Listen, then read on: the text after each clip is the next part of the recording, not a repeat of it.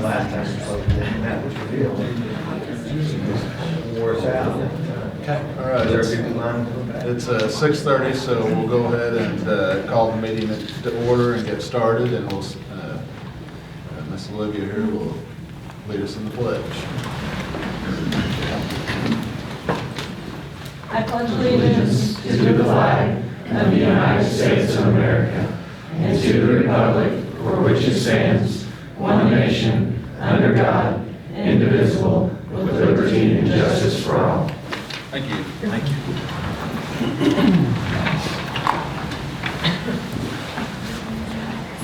All right, I need a motion to approve the consent agenda items, including the meeting agenda, the December financial summary fund balance statement, minutes of the December 19, 2019 regular meeting, payment of monthly bills, and approval of the updated substitute teachers listing.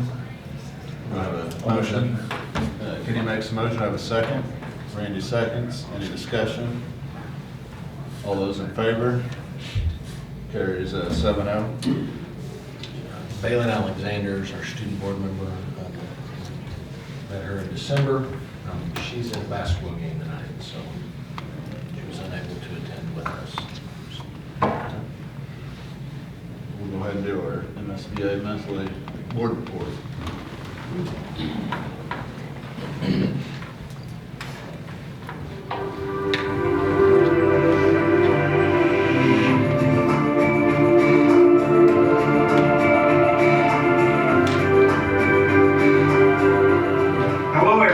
Welcome to the Missouri School Boards Association's board report for the month of January.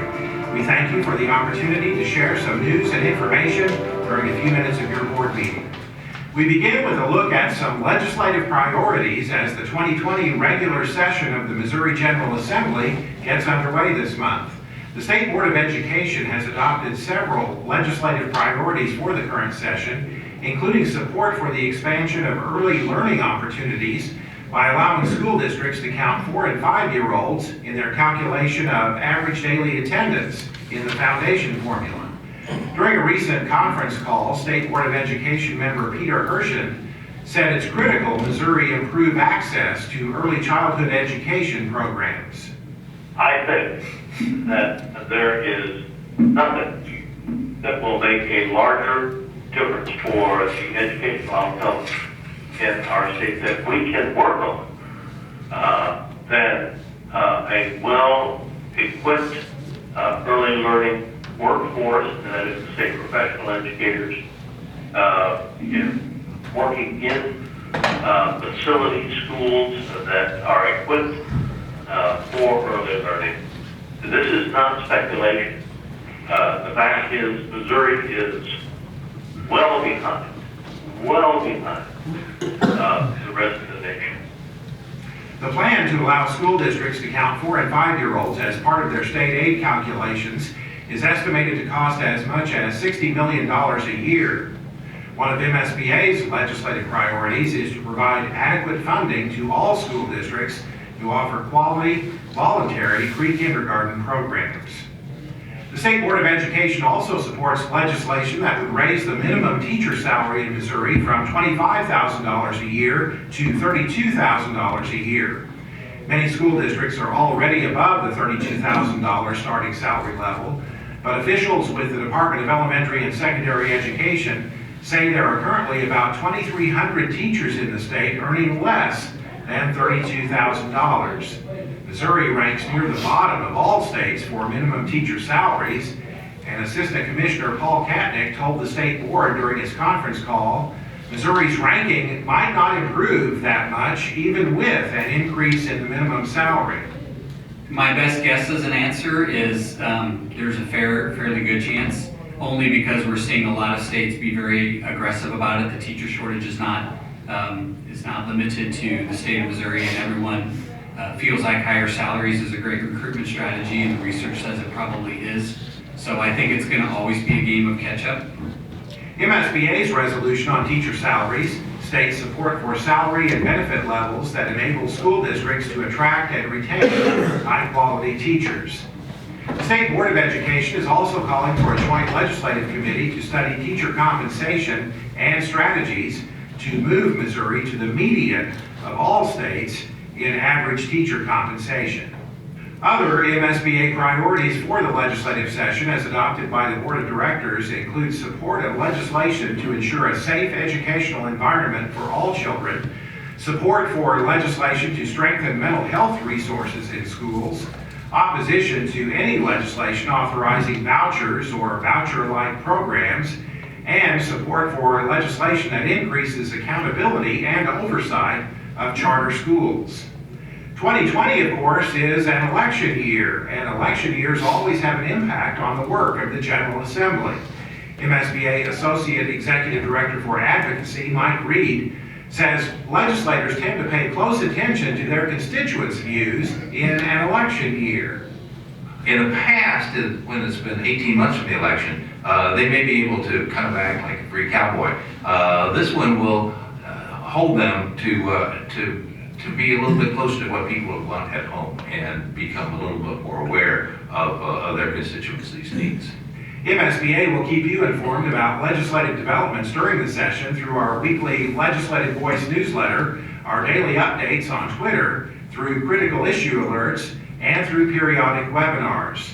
And be sure to register for the MSBA Legislative Forum Public Schools Day at the Capitol, scheduled for February 10th in Jefferson City.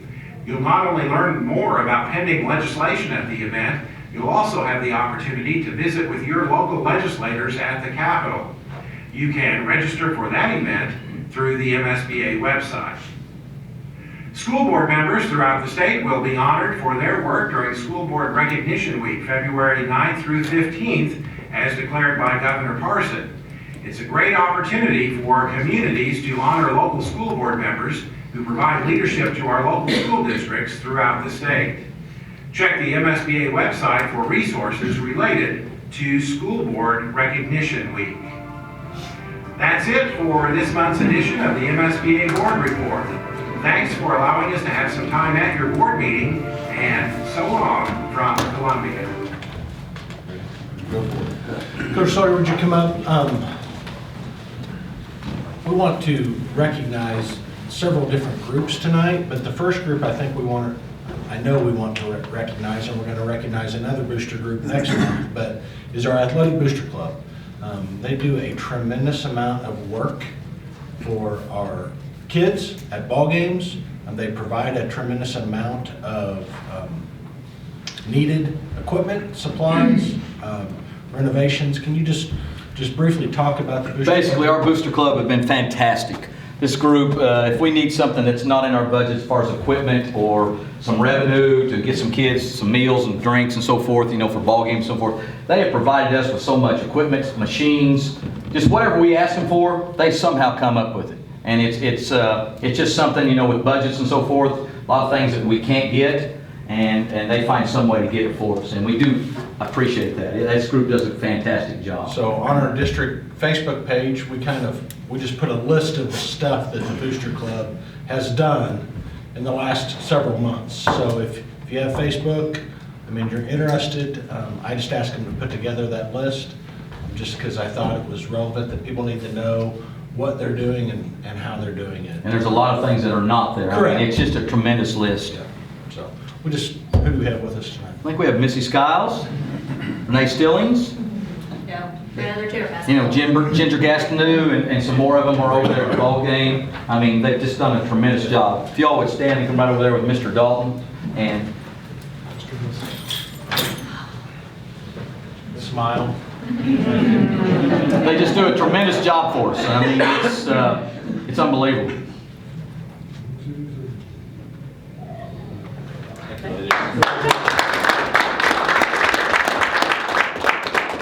And at this time, I would like to go ahead and introduce some of my coaches and directors of band and music. Coach Dan Swafford, football. Coach Petty, volleyball. Mr. and Mrs. Sacco have band. Mrs. Wolfskill is choir and music. And I'm going to go ahead, they're going to introduce their kids that have made all conference, all district, all region, all state.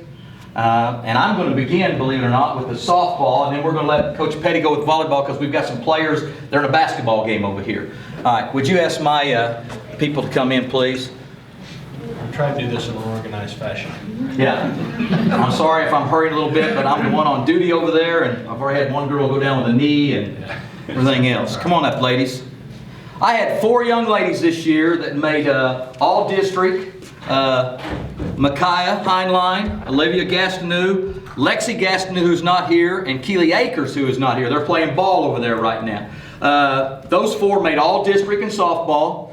And then these 2 right here made all region, all area also. And that's a tremendous honor when you start to do that, just like some others that are going to be introduced and so forth. And I do appreciate them, and I appreciate all my coaches and directors because they do a fantastic job. Okay. That it? Coach Petty. And I will let each one of them then just introduce. Yep. I'm headed back over. Thank you all very much. Thank you. Get on up there. Come on. Get up there and smile. Come on, ladies. Get up there. All right, like Coach Sawyer already said, that, I'm Coach Petty, head coach of the volleyball program. We had a great season this year. We currently hold the school record for 20 wins this season. We finally reached that milestone, so that was awesome. These girls put in so much work. With me tonight, I have Claire Fawcett, Lauren Hall, Olivia Herford, and Kaylee Downs. I had one more that also couldn't make it, Sarah Dobbs. They all worked so hard, all reached the all-conference plateau or standpoint, and then Olivia Herford also got all district for us. So we come out of a hard district, so that was a great honor for her.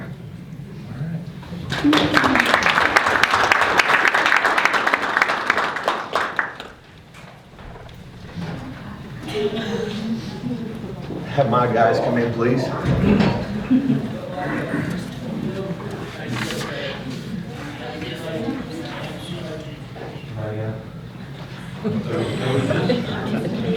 I don't know how many I had show up. I had several guys that made a lot, did a lot of stuff. And by the way, my name's Dan Swafford. I'm the head football coach. Didn't have a real good showing tonight, as much as I'd like to have. I'm going to read my all-conference guys off. And if you guys, when I call your guys' name off, just throw your hand up so everybody knows who you are. Nate Swafford, he was first team quarterback. Caden Myers was the first team linebacker. Well, running back on this one, yes, that's right. Jacob Blakey, first team offensive line. Dylan King was first team defensive line. Josh Bray was first team linebacker. Spencer Skiles was the first team defensive back. Evan Horn was the second team offensive line. Jacob Eastling was second team defensive line.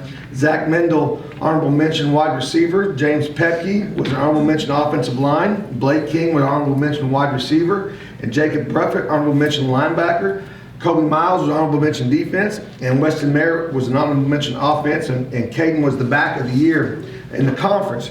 All these guys also made all district, and then we had 3 all-state players. Nate was all-state and the offensive player of the year in Class 2 in the state of Missouri, and then Caden Myers was all-state, first team linebacker. In my opinion, should have been the defensive player of the year. Lutheran North had a guy going to Texas A&M, thought he should get it himself. Kind of one of those things. So, and then Josh Bray was also all-state. But I'm very proud of these guys. Obviously, we had a great year, and I can extend my gratitude from the players to you guys, and we appreciate what the school board and all of our community does for our football team. It's one of the best places in the world, and all what people tell me all around the state is what a great place it must be to work at Ava, Missouri, and I say yes, it is. I have great support there. Thank you very much. Hold on. Yes. Coach Swafford forgot to tell you that he happened to be the 2A Coach of the Year for the state of Missouri as well. So there's a little bit more to it. We're obviously very fortunate to have all of our coaches and sponsors, but it's a culmination of a lot of work by a lot of people. So yes, congratulate you on your fine season. Yes, thank you very much. Appreciate it. Thank you.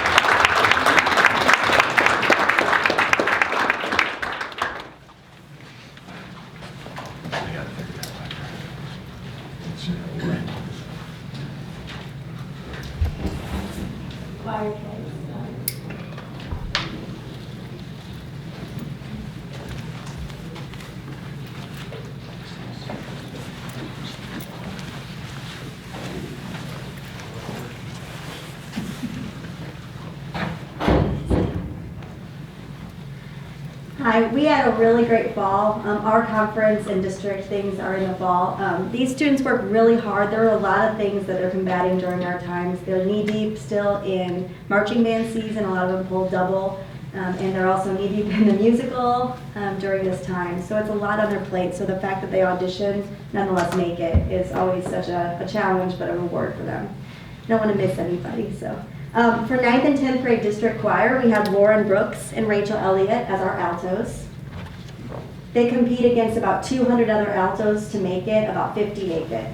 So they're in the top quarter of the people who make it. For 11th and 12th grade choir, we had Tristan LaPointe as a tenor, Grace Matthews as an alto, and Grace Key as an alto. Grace Key made it eligibility of all state auditions, meaning she was in the top 25 of the 200 that auditioned.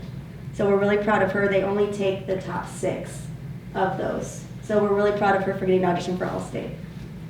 For our 2019 SEA choir, we had Christina Brandt as a soprano, Dominic Bristol as a tenor, Lauren Brooks again as an alto, Rachel Elliott as alto, Layla Giorgiani as alto, Grace Key as alto, Tristan LaPointe as tenor, Cameron Lee, who made alto and soprano, and auditioned as a tenor also, which was really impressive. Bethany Minke, soprano, James Smith, bass, and Gage Vaquero as a bass. So it was a really good fall for us. It was a really good experience, and I'm really proud of all of our students. If you didn't make it to the musical, it was really good. Yes, it was. I encourage you to try to get to these shows. These kids put in a ton of work, and it was really good. Thank you very much. Did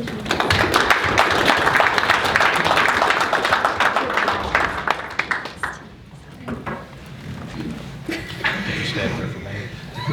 I'm just gonna go walk over here.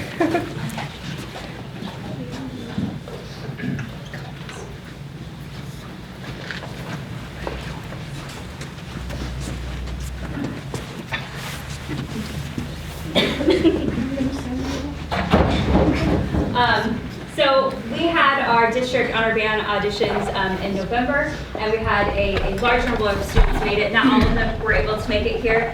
We have 2 district bands. I think it's about 75 schools, is that right, Mr.? 50 to 75 that compete for a spot in these bands. We have the honor band, which is the top band, and any student that makes it into the honor band is eligible to audition for state. And then we have the concert band, which is the second band, and the top 2 chairs of that are also eligible to make it to audition for state. So in our top band, when I say your name, just raise your hand. We have Carsey McFarland, Emily Scott, Jack Johnson, and Bob Guerrero.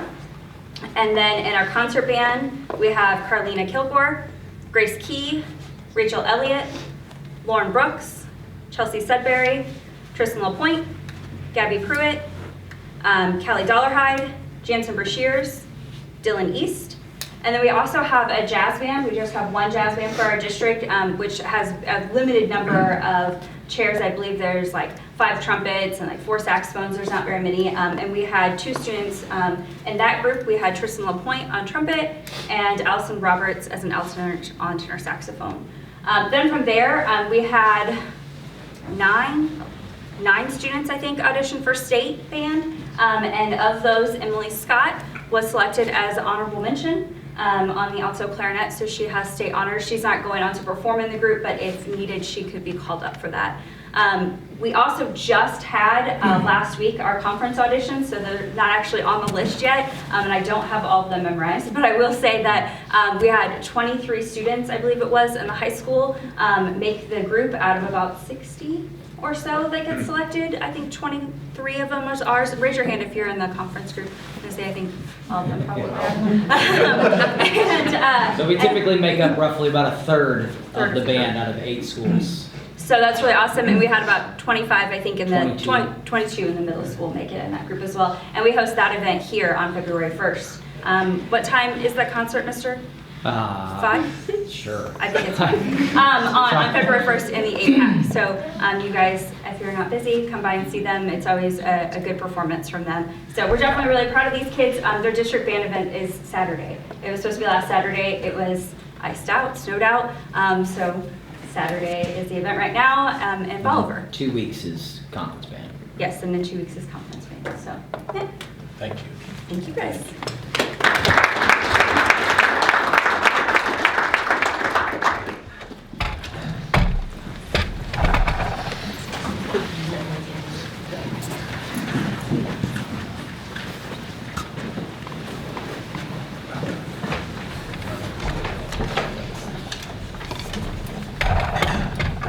Go ahead and get started with our principal and director reports, and we'll start with Dr. Hall.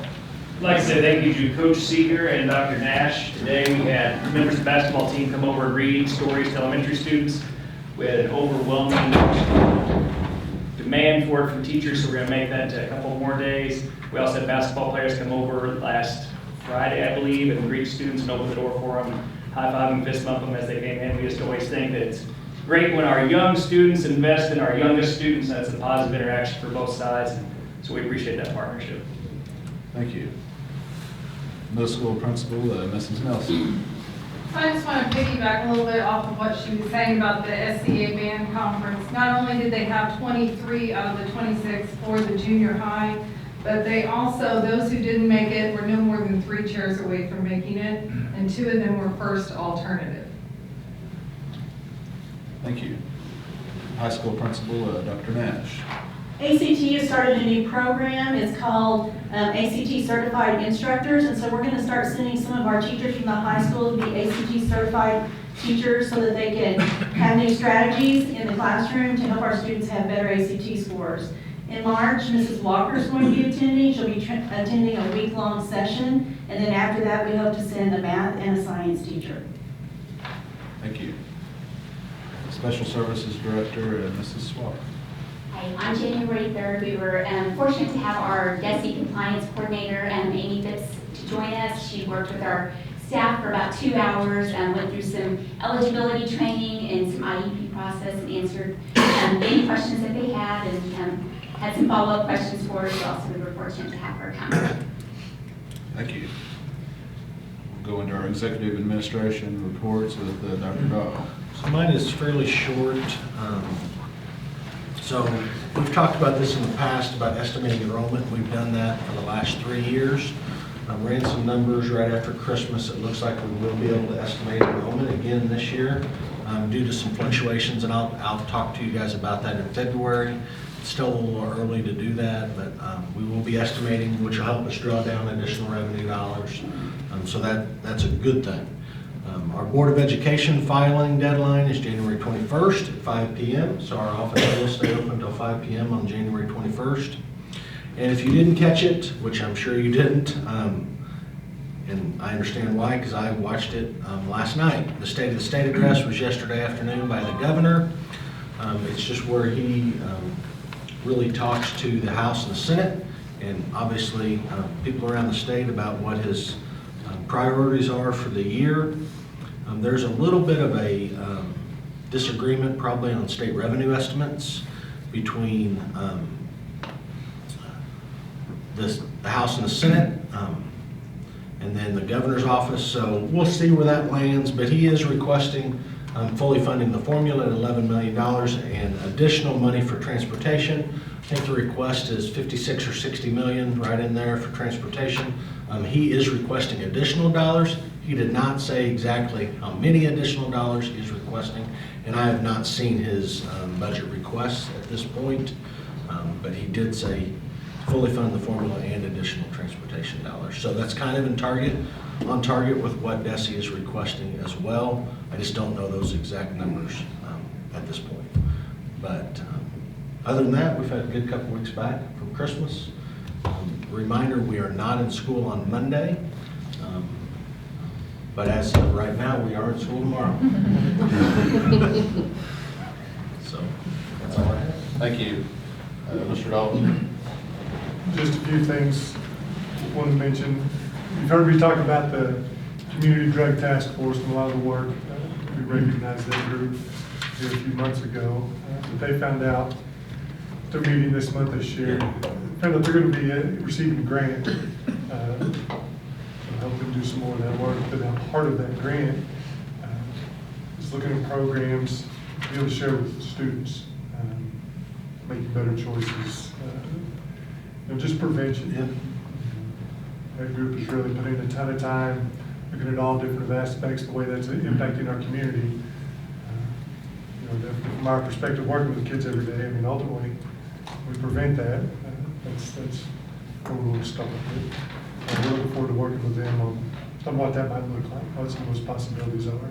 We already have some ladies from the health department coming in, doing a program during Bears Day, so, you know, already started with that, but we are looking forward to continuing to work with them on that.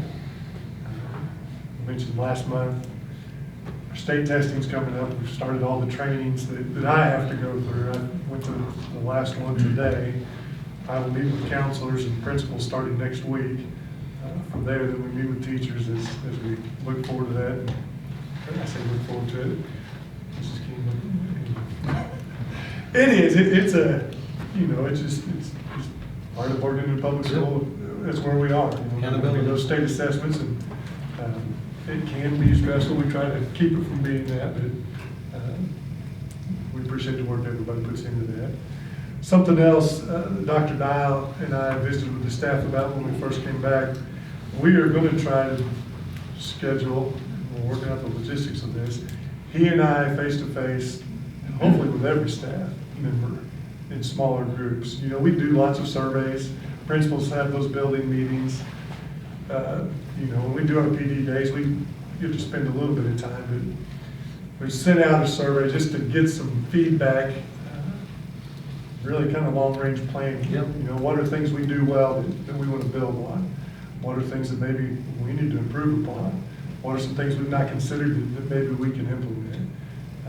Again, we're trying to figure out what the logistics of all that will be, but looking forward to that process. You know, we want to do it in small groups, you know. The West Building at the high school, not the whole high school, because that's 45 teachers. That becomes too many. You know, we want to break that up to a smaller group where there may be 10 or 15 teachers, and just Mr. Dalton and I, just sitting down, having a conversation, getting some feedback from them. So that's our goal. It's obviously come if you want. You don't have to come if you don't want to come. So we'll see how that goes. It's untested waters. I am looking forward to it. You know, and that's what it, you know, if the group gets so big, it gets hard to answer. Yes. If everybody has a question, you know, and the amount of time you've got, it's not going to happen. That's the idea. Smaller groups, we can have a conversation, we can get that feedback, and make plans to go forward. We're excited about it. Looking forward to it. Hopefully you got an email from me this afternoon. I know I've mentioned for the last 2 months, we've got that vocational meeting coming up. We are looking forward to it. We've got a lot of feedback from some community members that are going to be in attendance. If it works out where you can come, please do. If you can't come, let me know. I'll share the information with you anyway that we're going to go through. If you did get an email from me, let me know. Just trying to look at the businesses. February 3rd. Yeah, February 3rd, I'm sorry. That email's got date, time, location. We'll be in this room 12 to 1. We may not get a lot of ground covered that amount of time. We respect everybody's time. That's all I've got. All right, thank you. We'll go into our discussion and action items, our designated school contracts. So we have designated school contacts. You have that list. I can go through that if you want, but we just need to approve that list. You want me to go through it, or are we good? Can you make some motion to accept the designated school contacts? Second? Randy seconds. Any discussion? All those in favor? Carries 7-0. Next is our community involvement program. Mrs. Swafford. So you guys should have a copy of the report. I'll start by saying how important, I think we all agree that bringing the community in, I mean, just is what's best for our kids. It gets everybody involved. So I'll just hit some of the highlights, some of the things that we've done this year. I couldn't include everything. I reached out to all the principals. It would have been pages of things that our principals and our school district has done to have parents in the community in. Some of the things we've done, we continue with the signs of suicide training, the community opioid task force, Narcan training. Preschool had a friendship soup in November. They had a stocking and hot chocolate party, and parents were invited to come in. Our Parents as Teachers program is planning a messy play day at the park in April, and she was very excited about that. And they're partnering with Options for that. We have Students of the Month that are sponsored by Kiwanis and Farmers Insurance. Our high school this year has clubs assigned to specific community organizations to help with activities. I think that's really good. The JAG program, that's been very good for our district. Fourth grade has raised money for the Angel Tree.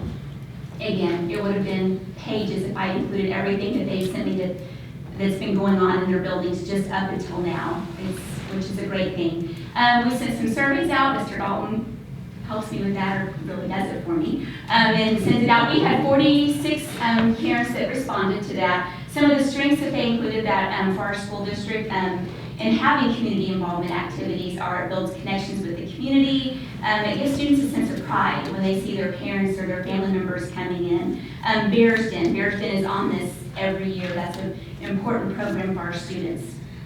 It creates an opportunity for the community to meet our teachers and our staff and see who is here, who's working with our kids. And it allows our parents to see what they're doing in our school district.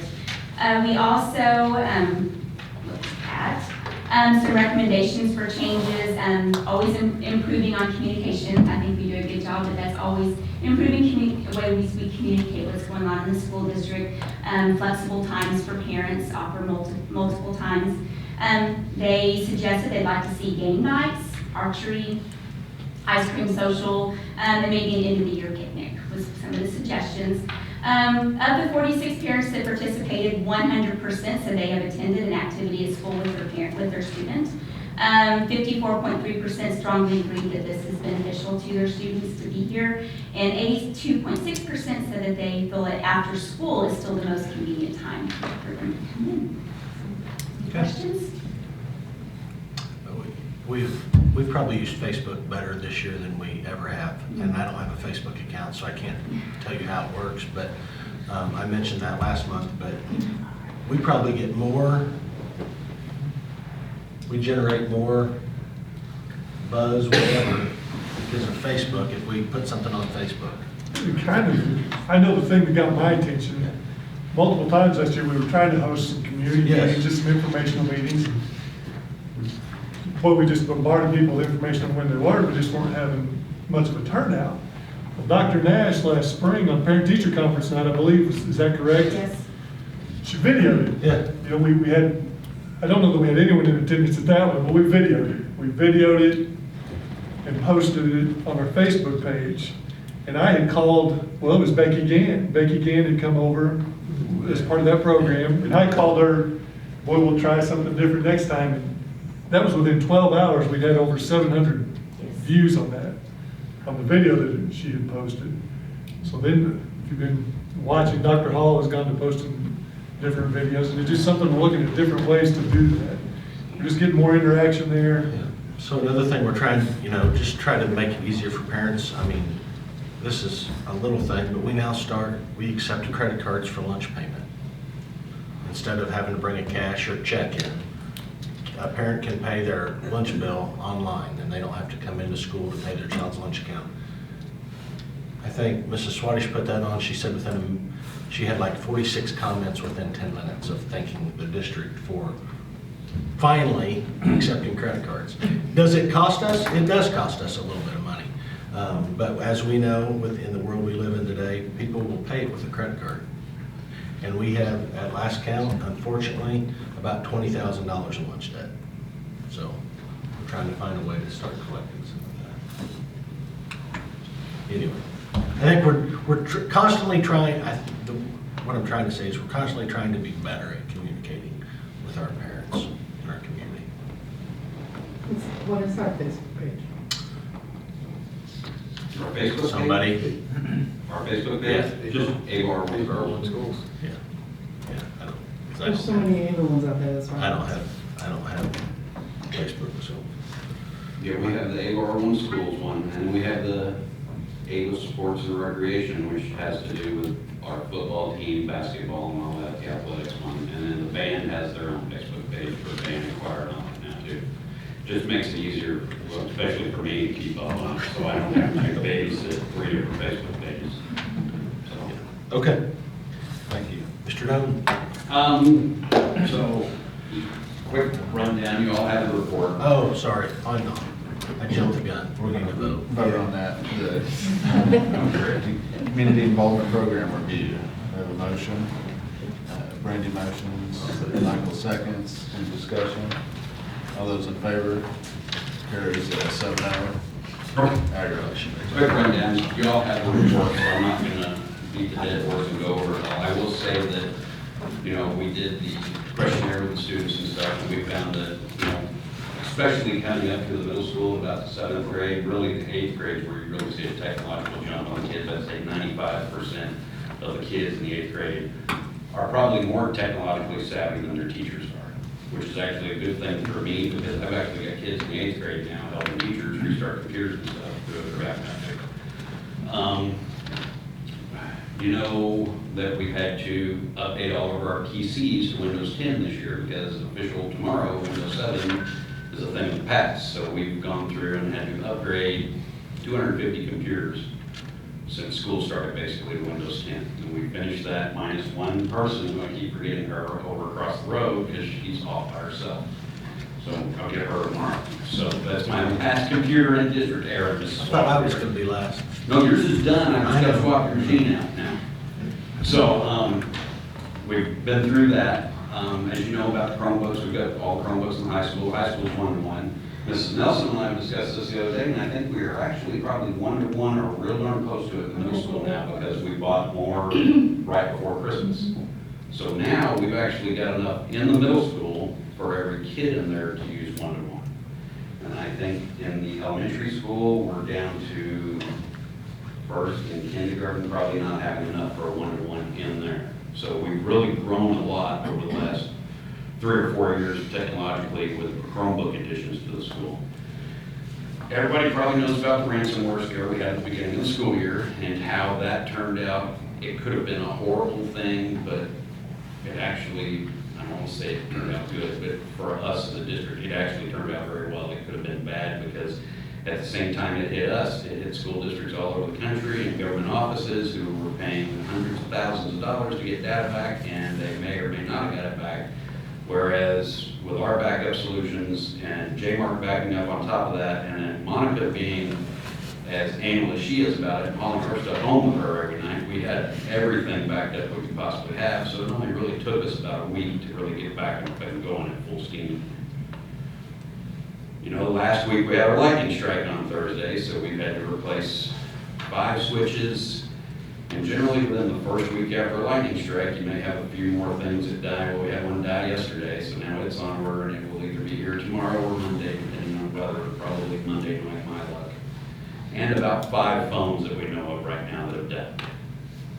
But other than that, I think we've grown pretty well. So, do you have any questions? Any ideas for growth in the future? I'm always open for that. Everybody's got my email address. If you guys think of something you'd like to see the school grow for. Computer science. Computer science. Yes. We've got to do a better job, and we've been having this discussion. We need to start training our kids. Yep. More than just the 5 or 6 kids that I have during the day that I'm teaching. So that's going to be a direction we're going to ask for you to be part of, headed that in that direction. Oh, and I can do that, so it's not a big deal. It's just a matter of needing to know when. So, anything else?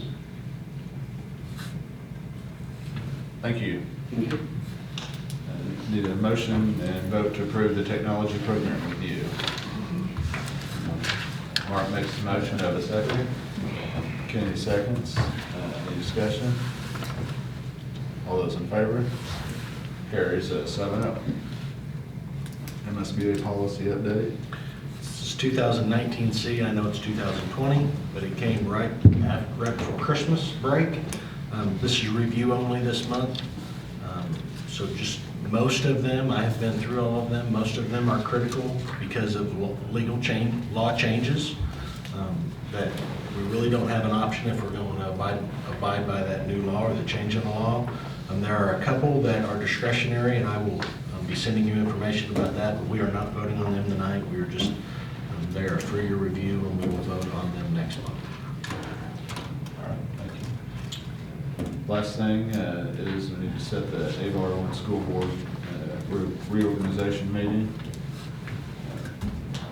Set it for April the 16th, 2020 at 6:15, which would be right before the regular.